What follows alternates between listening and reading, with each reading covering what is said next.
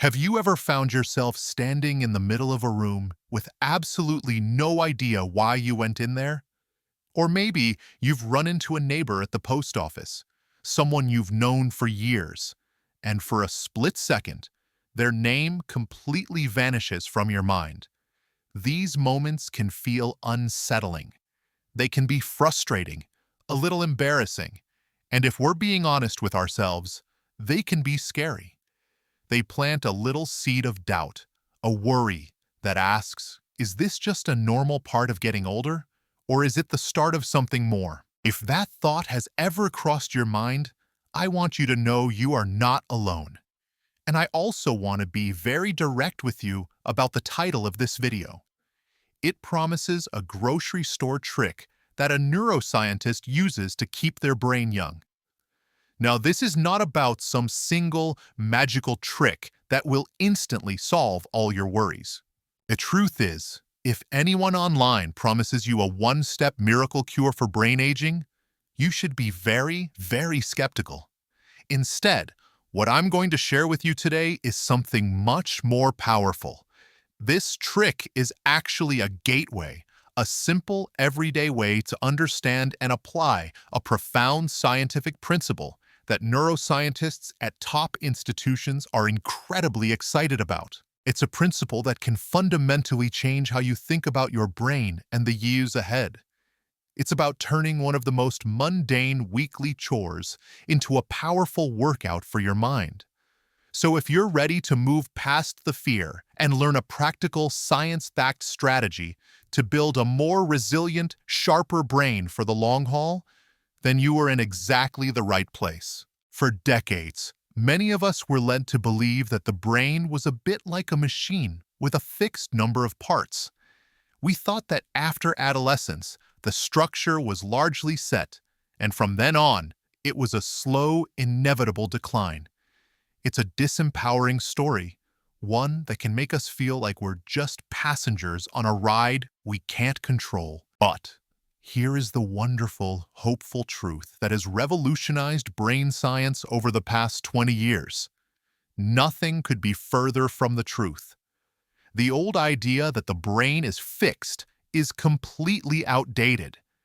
Scientists now know that our brains have a remarkable ability called neuroplasticity. Think of it this way. The old belief saw the brain as a piece of hardened concrete. Once it was set in your early 20s, that was it.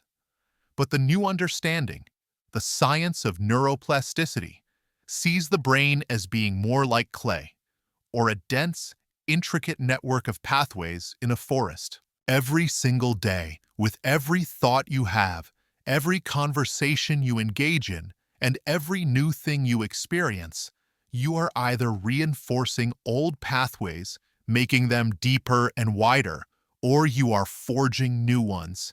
You are the gardener of your own neural landscape. This isn't just a nice metaphor.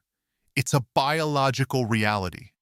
The Center for Brain Health at the University of Texas at Dallas has built its entire research model around this concept, showing that our brains can change for the better at any age based on how we use them. A key ingredient, the fertilizer for this brain-changing growth, is novelty. Engaging in new and complex activities is what truly stimulates the brain. When you step out of your routine and challenge your mind with something it hasn't done before, you're not just having fun. You're commanding your brain to build new connections between neurons. In some cases, you can even encourage the birth of new neurons, a process called neurogenesis. This is how we build what scientists call cognitive reserve. Think of cognitive reserve as a kind of mental savings account. The more new pathways and connections you build throughout your life, the more your brain has in the bank. Then, if some pathways become damaged or slow down due to age, you have a wealth of alternative routes your thoughts can take. It's the brain's ultimate backup plan. And perhaps the most encouraging news of all is that it's never too late to start building this reserve. A powerful study published in the prestigious journal JAMA Neurology found that people who engaged in cognitively stimulating activities in middle or even late life experienced slower memory decline, regardless of what their job was or their level of education earlier in life. So it doesn't matter if you are a rocket scientist or a stay-at-home parent. The power to build a better brain is available to you right now. The trick is simply knowing how to inject these brain-building novel experiences into your everyday life. And that's where the grocery store comes in. All right, let's just take a quick pause here. We've just talked about a huge, hopeful, and scientifically backed idea. Your brain is not fixed. It can change, it can grow, and you have the power to influence that process. This concept of neuroplasticity is the foundation for everything we're about to discuss. If you're finding this information helpful, if it's giving you a sense of encouragement and empowerment, I would be so grateful if you took just a second to tap that like button below. It really helps our channel reach more people, like you, who are looking for credible, in-depth health information. Thank you so much for that. Now, let's head to the supermarket. We're going to reframe the grocery store. For most of us, it's a chore. It's a routine we do on autopilot. We park in the same area. We walk the same route through the aisles. We buy the same 20 or 30 items we always buy. And that autopilot mode, while efficient for getting the shopping done, is a missed opportunity for our brains. A neuroscientist doesn't see a grocery store as a chore. They see it as a perfect, free-to-use cognitive training ground, a laboratory for practicing novelty. So, let's walk through this a new way, with 4 challenges that turn your shopping trip into a brain-building workout. Our first challenge begins before you even walk through the automatic doors. It's this: take a new route to the store. It sounds almost laughably simple, doesn't it? But think about what happens when you drive your usual route. Your brain is on autopilot. You're likely thinking about your to-do list, replaying a conversation in your head, or just zoned out, listening to the radio. Your conscious mind is barely engaged in the act of navigating. Your brain's GPS, the hippocampus and surrounding areas responsible for spatial memory, is coasting. But the moment you decide to take a different street, to turn left where you always turn right, everything changes.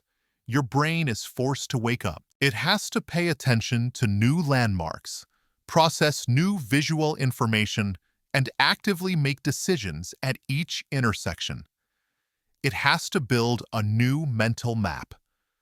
This simple act of breaking a navigational habit engages your spatial awareness and attention systems in a way that your routine drive simply does not. I remember my aunt, who after retiring felt her world was shrinking a bit.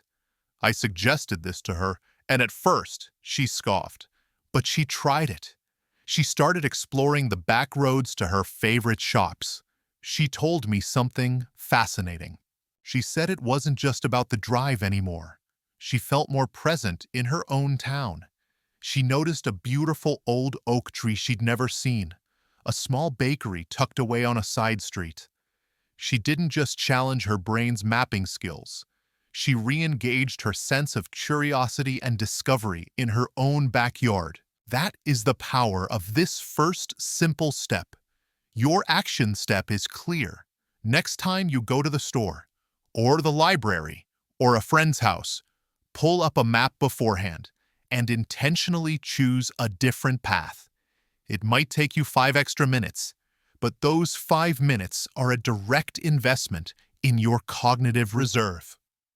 Now that we've arrived at the store with our brains already warmed up, we move to the second and perhaps most challenging part of our workout. I want you to walk in and try to shop without a list. Now, hold on. I can feel the anxiety from here. Many of us, myself included, cling to our shopping lists like a life raft. It's the ultimate symbol of being organized and efficient.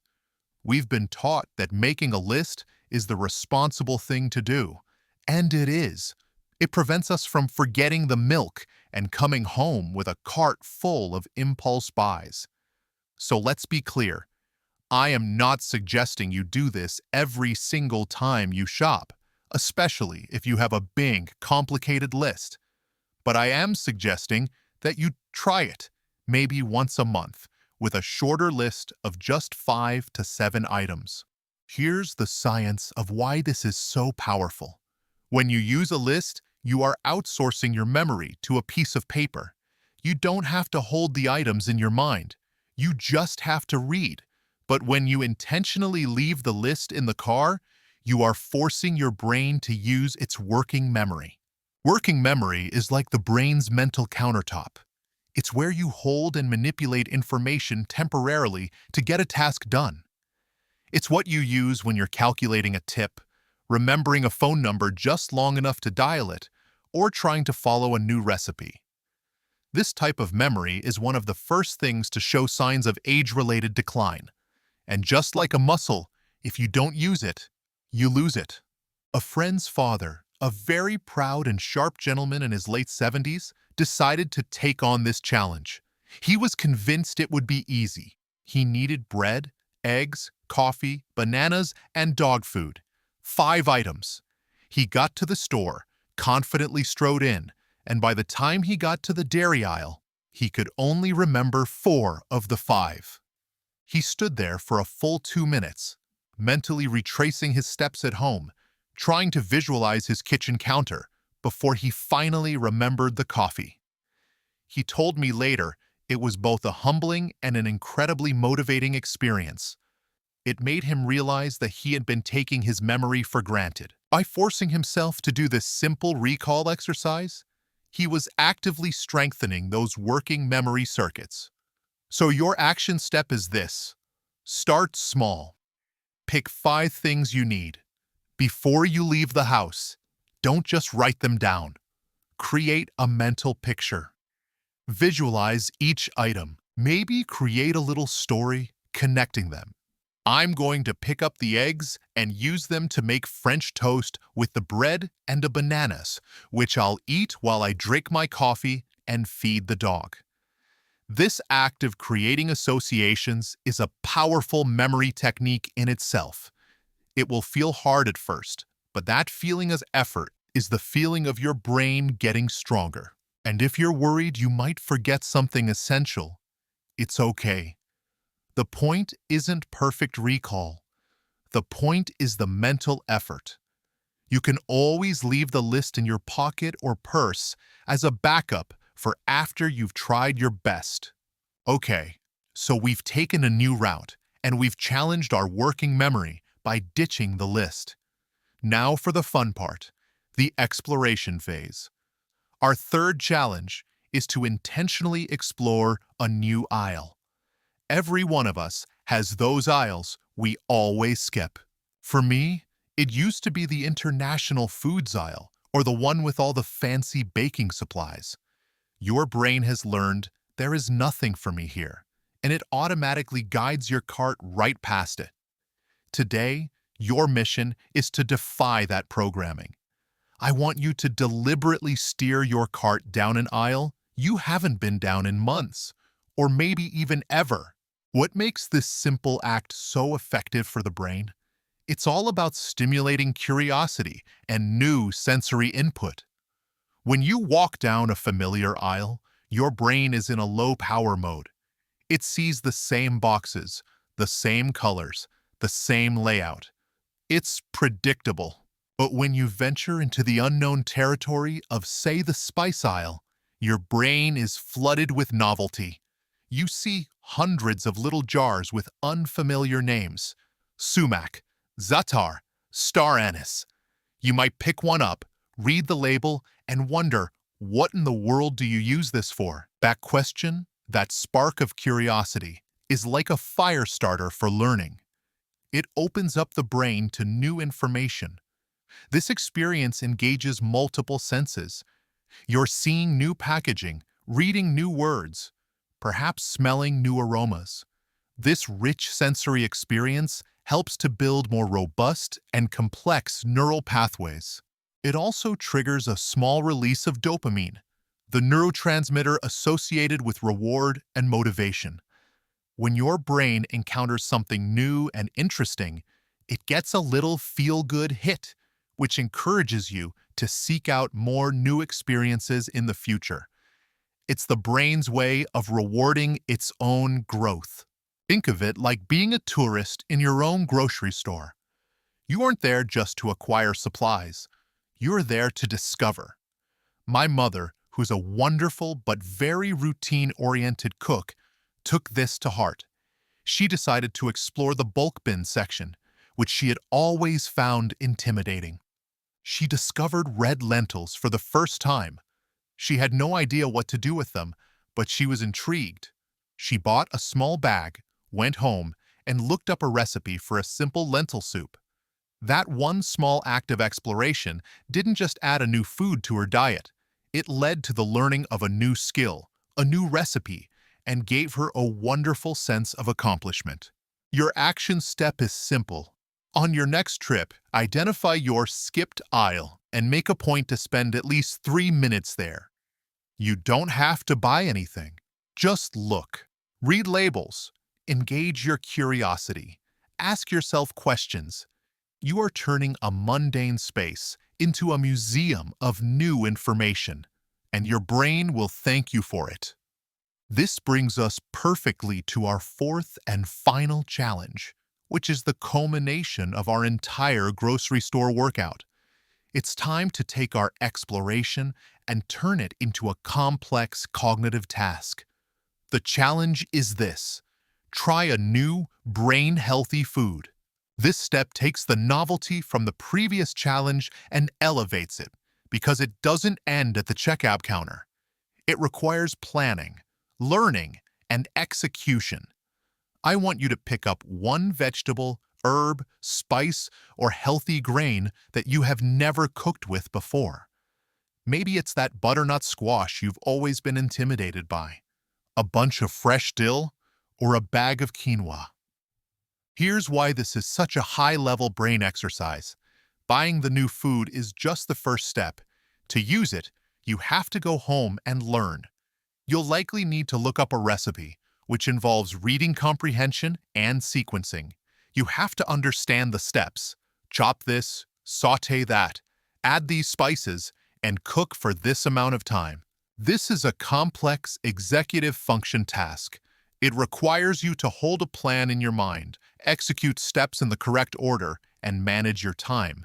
Then you have to actually perform the new motor tasks. Maybe you have to learn how to peel and seed that squash, or how to properly chop that dill. Finally, you get a rich, multi-sensory reward. The new smells in your kitchen, the new taste of the food, the new texture. This entire process, from the curiosity in the aisle to the first bite at the dinner table, engages a symphony of brain regions: memory, executive function, motor skills, and sensory processing.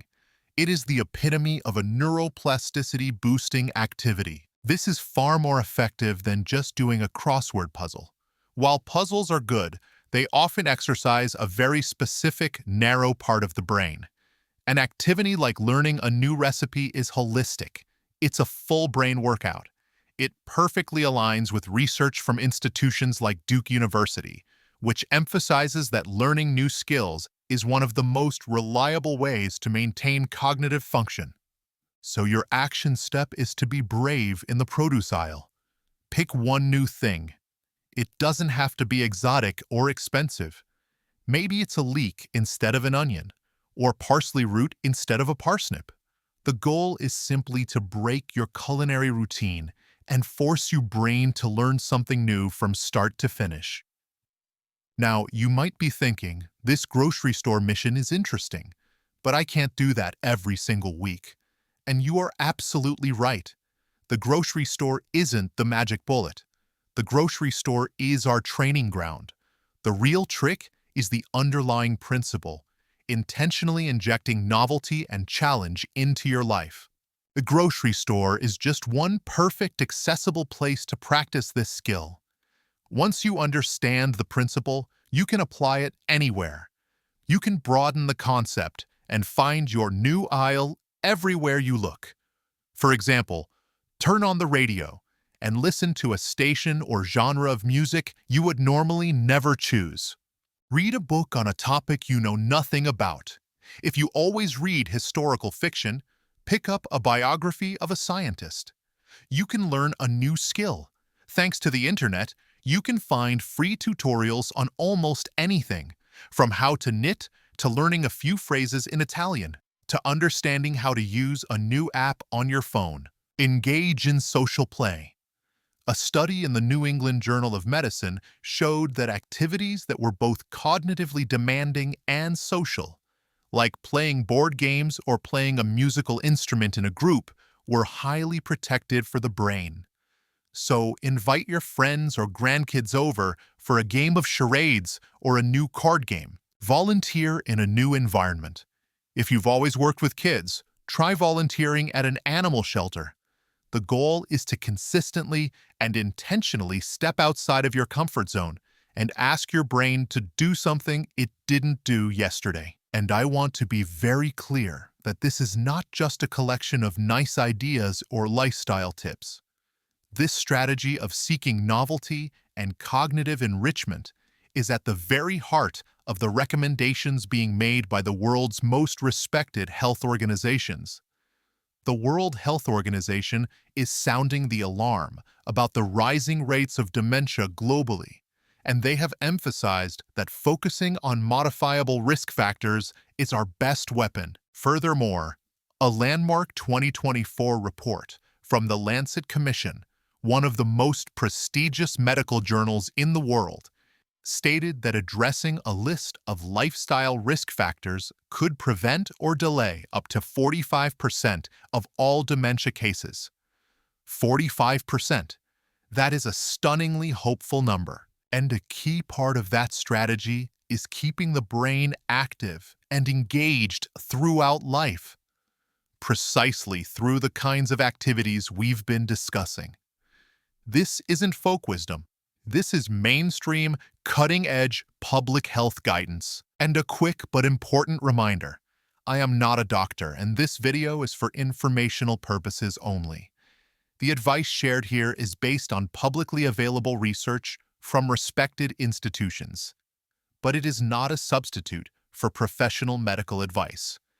If you have serious concerns about your memory or cognitive health, or that of a loved one, please speak with your doctor or a qualified healthcare provider. They can provide a proper diagnosis and help you create a plan that is tailored to your specific needs.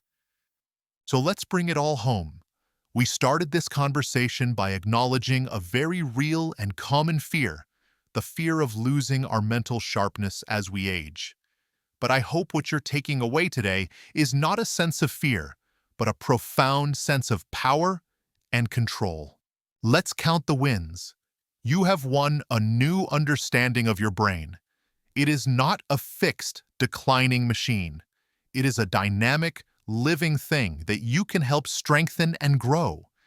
You have won a new perspective on your daily routines.